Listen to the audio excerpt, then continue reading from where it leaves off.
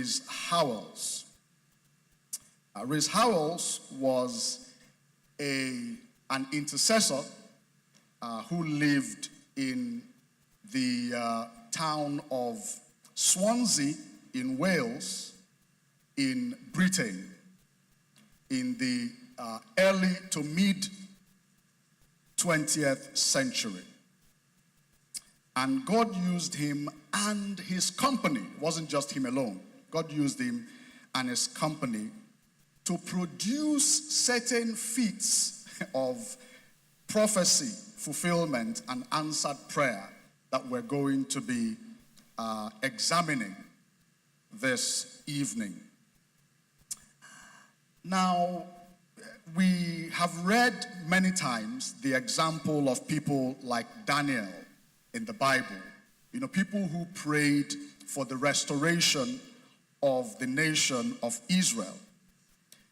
Rhys Howells is a 20th century Daniel, if you will. This is somebody who stood at a certain time in God's visitation in Europe and ultimately in the world, and whose prayers affected the course of history.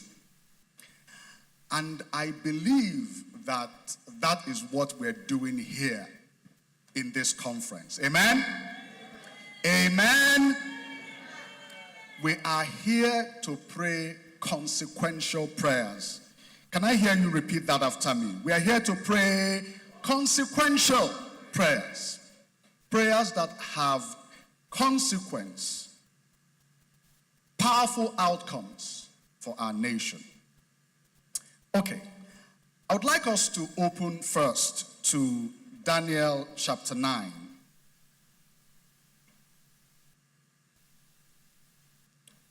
We're going to be reading verse 20, 21, and 22.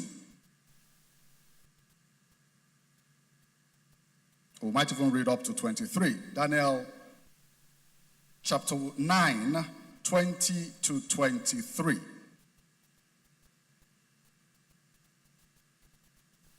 Let's read. I went on praying and confessing my sin. You can leave don't worry about going to the passage. Just leave the slides on the screen. I went on praying and confessing my sin and the sins of my people, pleading with the Lord my God for Jerusalem, his holy mountain. As I was praying, Gabriel, whom I had seen in an earlier vision, came swiftly to me at the time of the evening sacrifice. What did Gabriel come to do? 22. He explained to me, Daniel, I have come here to give you insight and understanding. What did Gabriel come to do? To give Daniel what? Insight and understanding. Verse 23. The moment you began praying, a command was given. And now I am here to tell you what it was, for you are very precious to God. Listen carefully so that you can understand the meaning of your vision. So, praying to pray effectively is about receiving insight and understanding. So Daniel was already praying. He was already on an intercessory and prophetic trajectory. He was already on that platform. But he needed more insight and more understanding to pray even more effectively. So,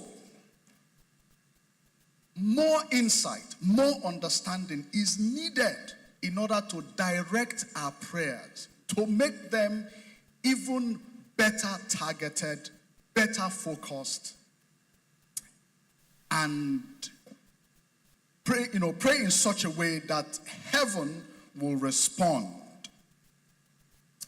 Verse 23 says, the moment you started praying, a command was given to come and add understanding, add insight to you.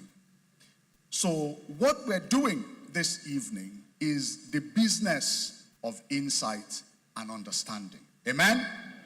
Amen. Are the slides ready? Not yet. Okay. We're going to proceed. I have the slides on my phone, so okay, there we go. Good. So, intercession at this level is about controlling the cause of history. Where we are writing on our knees, and in conferences like this, we are literally writing and in some cases rewriting history. If you want to know what is going to be in the history textbooks of Nigeria in the next 10, 20 years, you have to be in conferences like this. Amen? Amen? Okay. Because intercession shapes the destiny of nations. It shaped the destiny of the nation of Israel. That was what Daniel was doing in Daniel chapter 9. A prophetic word had gone forth, and God used Daniel in his intercessory and prophetic capacity to bring that particular word to pass. In other words, the thing didn't happen automatically. It needed midwives to midwife it, to birth it. So the new Nigeria is going to also be midwifed and birthed. Amen? Amen? Now, at that particular time, there was an overwhelming ideology called Nazism. How many of us are familiar with that ideology? How many of us?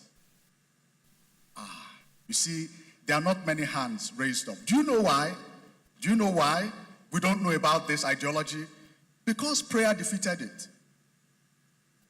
Because people prayed and that ideology disappeared. But at a certain point in the history of Europe in the 20th century, that ideology all threatened to swallow the whole of Europe and the whole of the world. But today, we don't know about it because people prayed. Amen? Can I say something here? Islam is also an ideology. We can pray and shape history in such a way that maybe in certain years to come, we will ask people in conferences like this, do you know about this? And people will be like, we don't.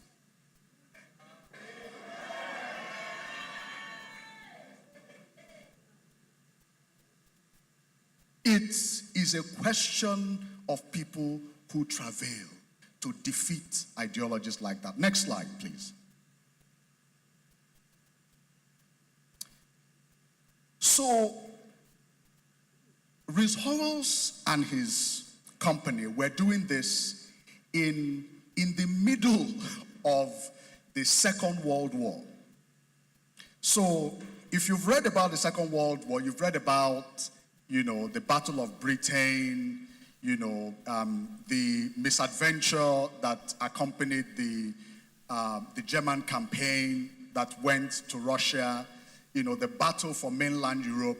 But you probably didn't hear that some other people were fighting on their knees. And they secured that victory on their knees before the armies that did all of that stuff were able to secure it in reality. Amen? Amen? So, the prayer we're praying here is just as consequential. It would determine whether the battle, the ideological battle over Nigeria, that contention, it will determine who wins it. So Howells understood what was at stake. He understood that ideologies come from spiritual sources. And through understanding, through insight, he began to tackle those sources. Next slide. Prayers. I don't want to say many prayers fail due to lack of understanding. I think, God helps our understanding. But prayer certainly is more effective if it's accompanied by insight and understanding. And of course, prayer has to be disciplined. It needs to be persistent. It needs to be informed, especially when we're praying for something this consequential. Amen? Next slide. So, this man was an ordinary man. He was like you and I, sitting in a room like this, praying for his nation. He didn't have any political office. He was not, he didn't have any lordly titles. He wasn't a noble. But his influence in the place of prayer was as real, I would say, as the Prime Minister of Britain at that particular time, or as the soldiers at the battlefront. Amen? Next slide. Like I was saying, world events, the events in Nigeria are shaped by spiritual forces. Amen? Amen? It is not political parties, although they are there. It is not a question of religion, although it is there. It is not only about ethnic animosity, although it's there. The real culprits are the spiritual forces that employ these strategies to further the counsel of hell. Amen? Amen? So the root cause is what God has brought us here to deal with. This is the thing that your government, all of these other people in civic life can really not deal with. It is the thing that you and I are most equipped to deal with. Amen? So, like it says here, history we are making history here. I cannot emphasize that enough. We're making history, literally making history here. Next slide. So, this is another dimension of the prayer of Rees Howells and his cohort, his band. You see, the nation of Israel, the modern nation of Israel, was birthed in 1948. How many of us know that? Okay, now we should know. Please, let's read up on this history. Very, very important. I'm not very happy by the number of people who are raising their hands. There should be more knowledge. Remember what we said? Insight and no.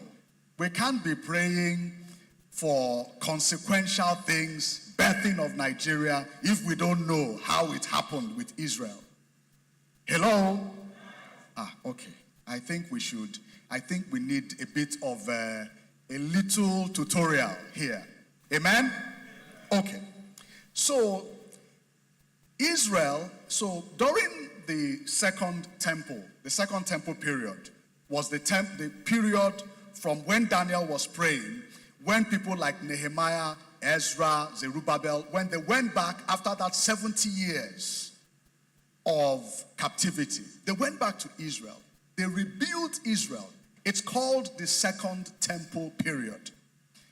That period lasted many hundreds of years until AD 70.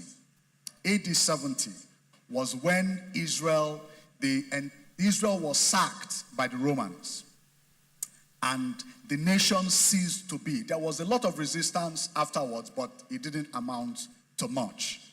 So from AD 70 to 1948, there was no place called Israel. Israelites were dispersed all around the world. But in 1948, a nation that had been dead for 1,000, almost 2,000 years, came back to life. It is unheard of in all of history. Unheard of. Unheard of. Do you know why that happened? One of the reasons why that happened was, yes, it was a matter of prophecy. You know, God wanted it to happen. But it was because people like Rhys Howells were praying for the founding of the nation of Israel, for the birthing of the nation of Israel. So how is the new Nigeria going to come about?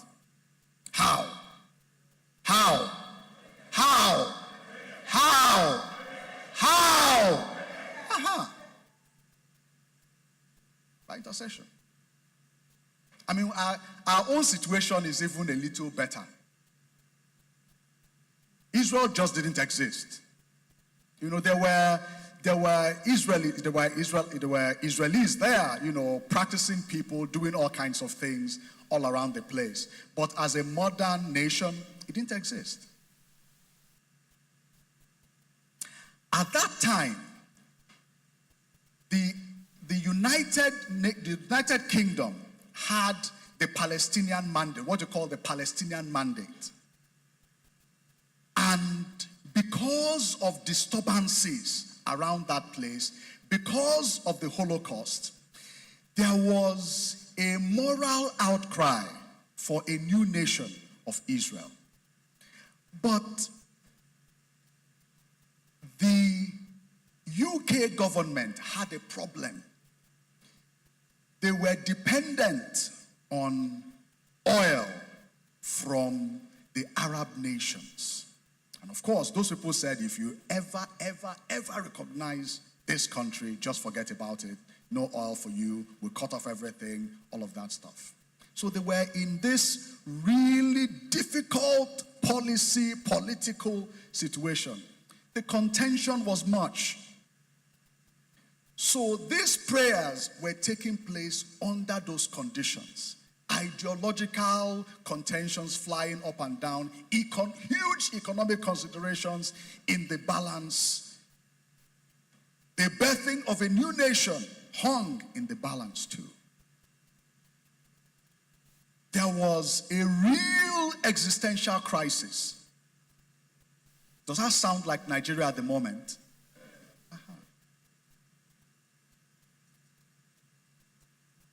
But these people realized that all of these things can be shaped by the power of prayer and intercession.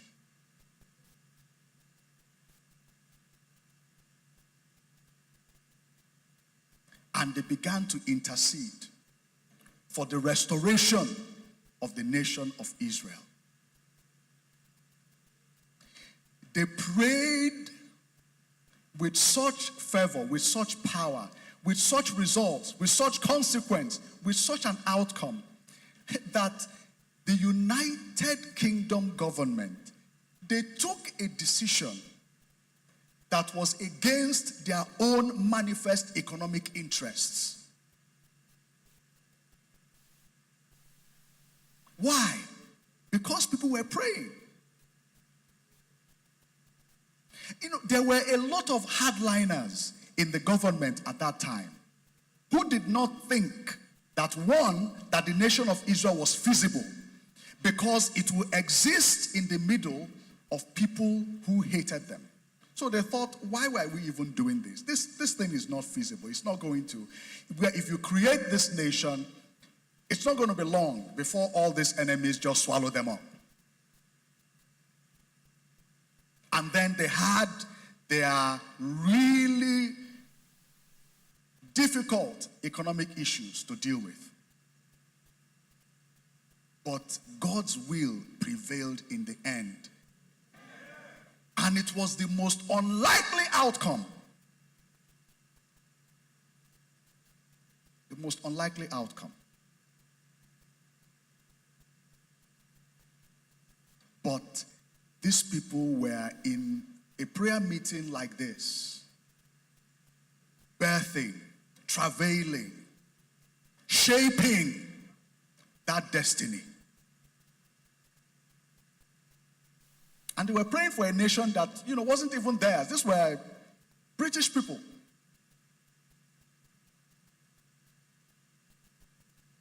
How much more with the great prophetic heritage that we have? The understanding upon understanding upon understanding, insight upon insight upon insight.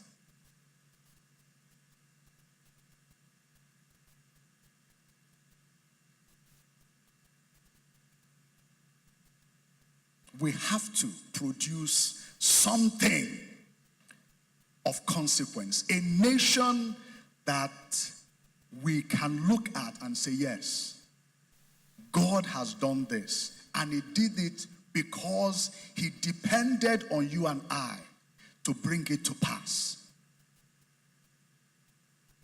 That all of these prophecies that are in our custody will come to pass is not a given. It's not automatic. We have to be the arms and the legs, the voice of that prophecy.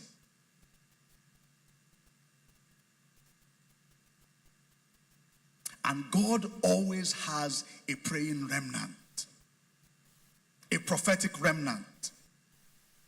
And I want to believe that that is us. Amen? Amen? Next slide. So, our slide says that national collapse often precedes national renewal.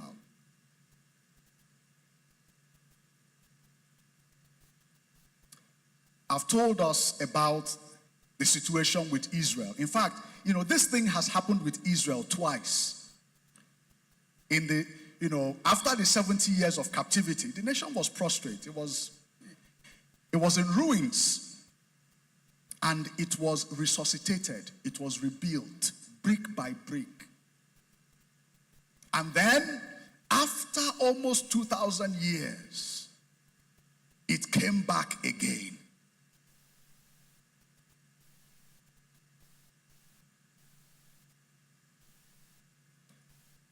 So, if we take that as a spiritual instruction, as a jumping off point, then I think our own situation is eminently manageable. What do you think? It's manageable. I mean, yes, we are in a time of national collapse. We are in a period of serious fundamental dysfunction. Of course. We're not going to paper over the issues and the problems that we have. But in modern times, 1948, in ancient times, in the Second Temple period, this thing has been done. It is now our own turn to contribute to that continuum of God's plans and purposes for the world. This contribution from Nigeria and from Africa, it is us who are responsible for it. Oh. When I'm talking about these things, don't look at the person sitting around you. Oh. Don't think about some big man of God somewhere. Oh. It is you. It is you we're talking about.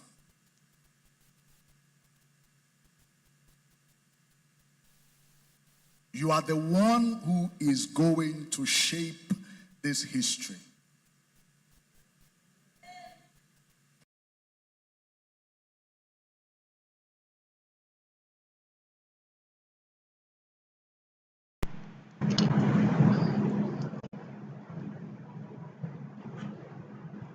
So the crisis in Nigeria exposes deep structural and moral weaknesses. And intercession is a contention for transformation. We're not looking for cosmetic reform. We're not looking for, some little takeaway or no. We're looking for deep transformation. Amen? Amen? Of course, we already have an example of this city. When we pray, I entered the market. I went back to the street where we used to live. In our own area. That was between 1986 and 1995. That road was on time. If you were driving on that road and it rained, well, God help you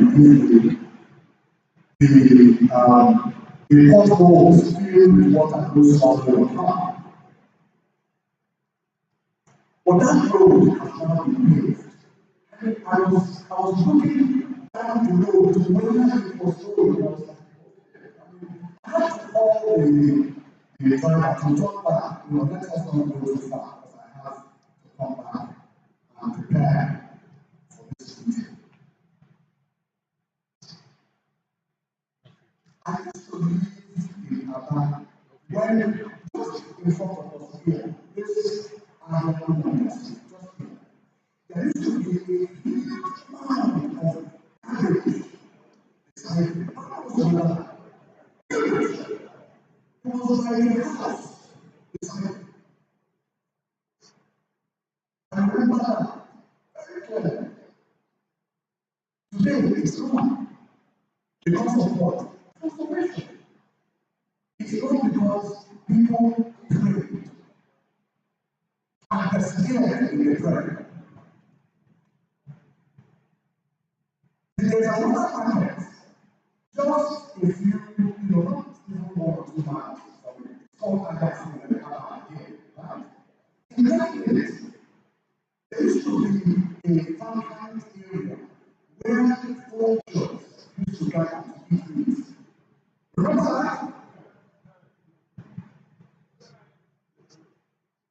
That is gone. Today, if you are trying to explain to someone what animals used to look like, what animals would look like, you have to convince them that we do like that at that particular time. Because that's it. So you have to explain, you have to look for compelling words to explain to them what it was like before. Nigeria can be like that. God can put us in a situation where you have to explain to people how it was so hard for the last seasons.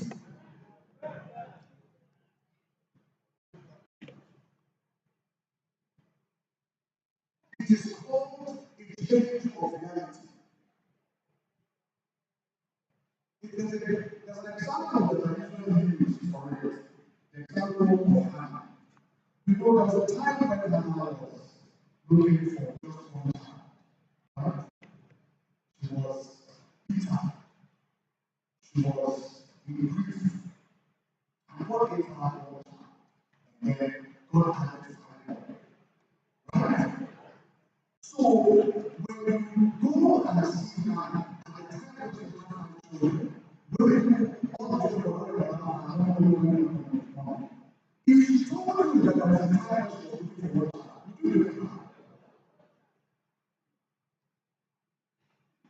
That is how we do it.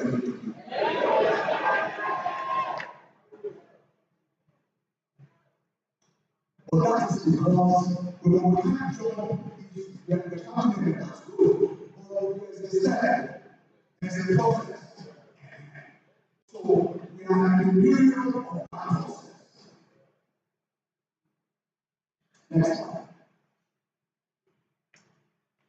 Now, this was what Restores and his friends were combating. They were combating a totalitarian ideology. It was an ideology that wanted to take over everything. Do we have that kind of ideology in Nigeria?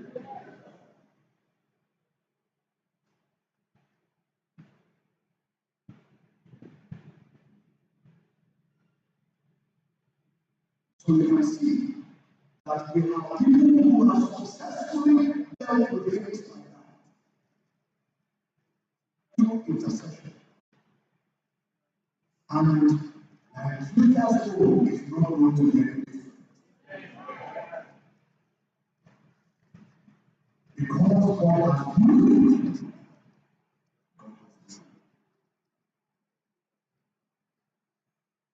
We are going to make sure that the only totalitarian ideology in Nigeria is the right one.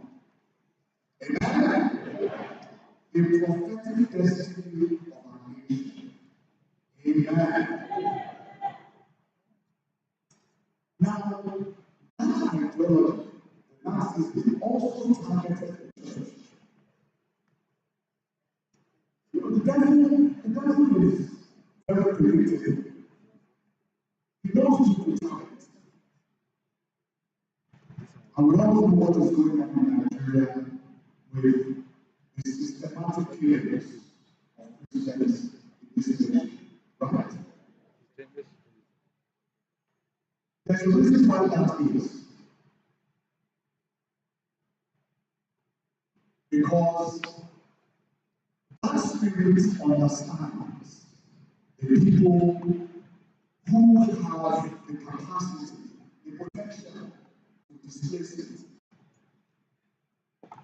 But the good news for us is that that displacement is going to happen. It will happen.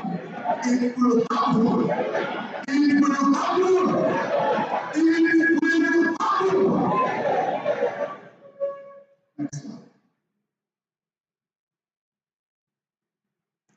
So, intercession is about participating in God's government.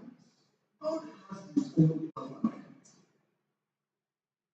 And that government is meant to rule on earth in Nigeria.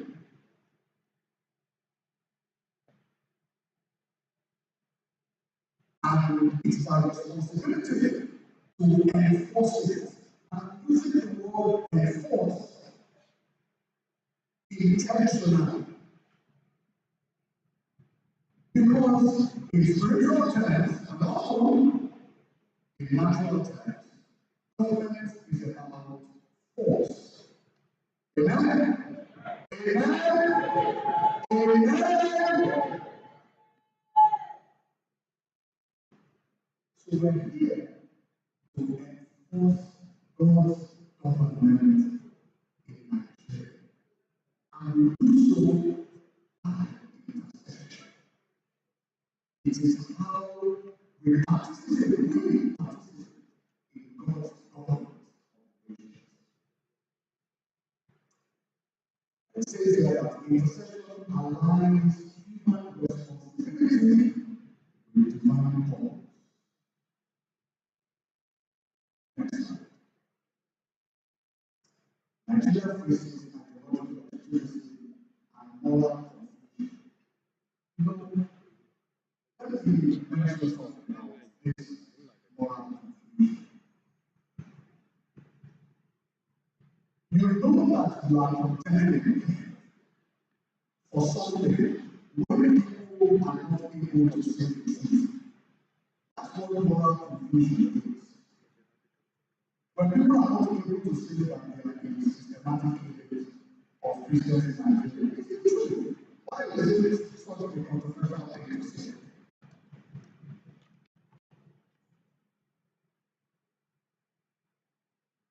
That's part of the moral confusion. But this is what we are going to do. Today, in Europe, there's a lot of protesters because of the fact that Marxism is bad. There's no confusion about that. Why? Because of prayer. If this is what we don't pray, and that our children are taking over the world, it will be the right thing. It will be the ideology that run the entire continent. But today, it is seen as obscene evil. Why? Because people who pray to make it so.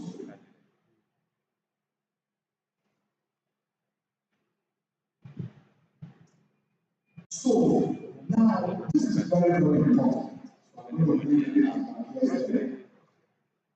The issue is systems and ideas, not people or their ethnicities. Let me read that again. The issue is systems and ideas. Remember, I'm going to talk about arguments that exalt themselves above the knowledge of God. It is those things. Once we deal with those things, the people of every ethnicity will be different. Amen? Amen?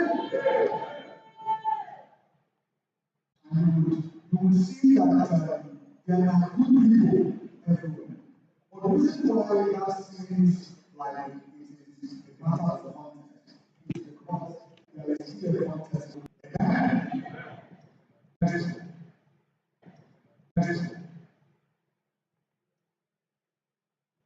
So, because this is about ideas and about ideologies, about systems, biblical intercession holds truth and compassion together. We don't hate people. We don't condemn people. We don't slice them. We don't speak ill of them. No. But we also say the truth about certain ideologies and certain systems. Amen? Because hatred corrupts prayer. If you go into prayer, hating the people you are praying for, how is that prayer going to be answered? And more, if you don't know what is right, and you enter into the place of prayer without confusion, it will weaken your authority in the place of prayer. You will understand that. So, intercessors must pray with love, but governed by the truth. Amen?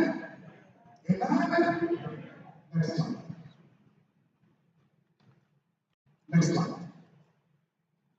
Next slide. So, Nigeria's crisis is spiritual as well as political.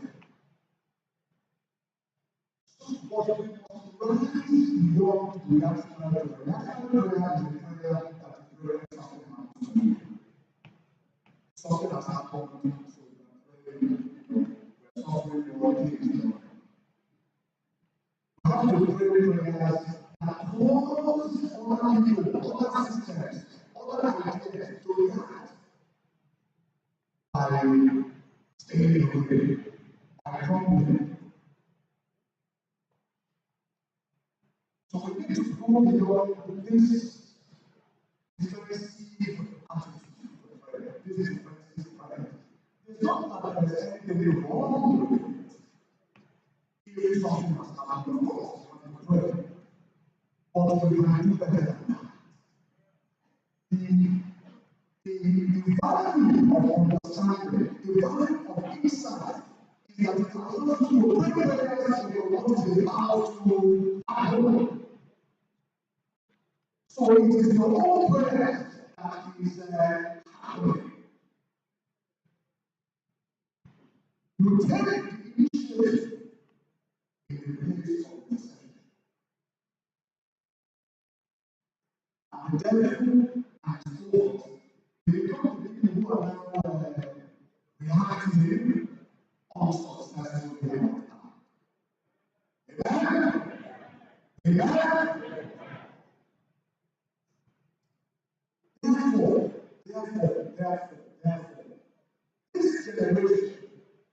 this generation's response, it is our prayer that will shape the future of this nation. Amen? Amen? Amen?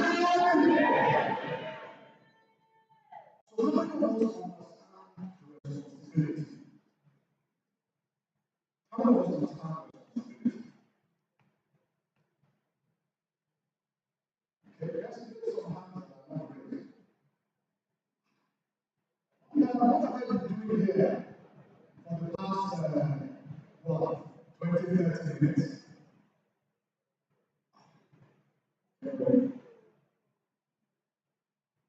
Next one.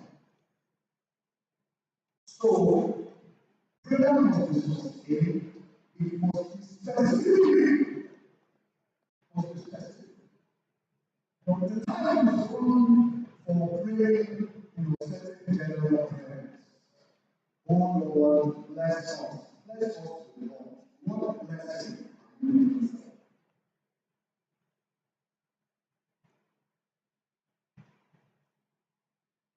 Specificity. Specificity. Particular prayers. Targeted prayers. Informed prayers.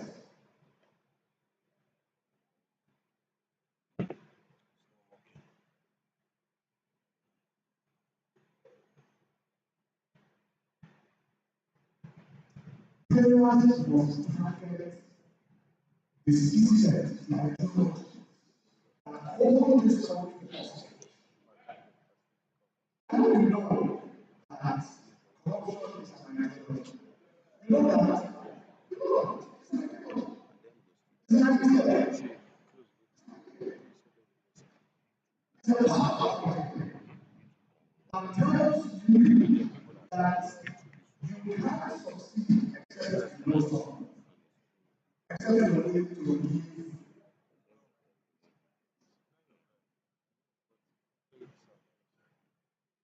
It's an ideology.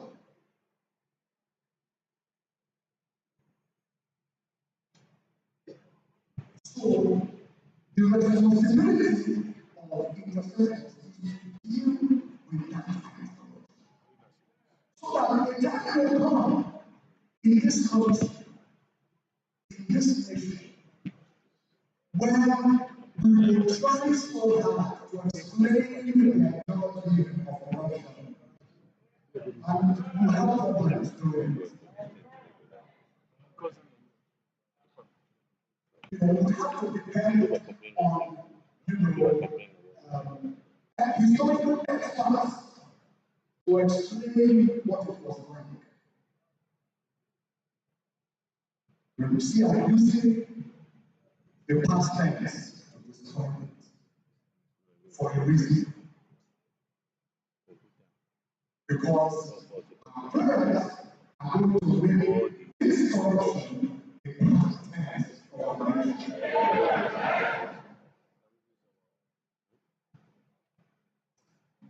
Oh,